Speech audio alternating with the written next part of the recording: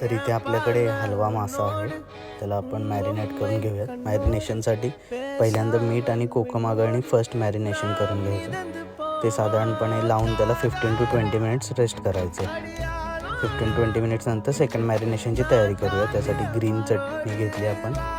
त्या ग्रीन पेस्टमध्ये हिरवी मिरची, कोथिंबीर, आलं, लसूण, त्याच्यानंतर कोकणी मसाला, बेडगी मिरची पावडर, हळद पावडर, हे छान मिश्रण असं मिक्स करून घेऊयात. आणि नंतर एक एक तुकडीला व्यवस्थित असं सगळं मिश्रण कोट करूयात. तुम्ही चेहऱ्याला फेस पॅक लावता त्याप्रमाणे सगळ्या फिशला ते मिश्रण लावून घ्यायचं. नंतर रव्यामध्ये मीठ मिक्स करून पॅनमध्ये तेल जरासं गरम करून घ्यायचं आणि अशा तुकड्या आपल्या दोन्ही साईडहून एक 4-4 मिनटं फ्राय करायच्यात. फक्त ह्याला जरा जाड असल्यामुळे 2-2 मिनटं वाफ काढायची आहे. ओके, वाफ काढली की आतून पण व्यवस्थित छान शिजतं. ओव्हरकुक करू नका, अशा टेस्टी हलवा रेडी होईल.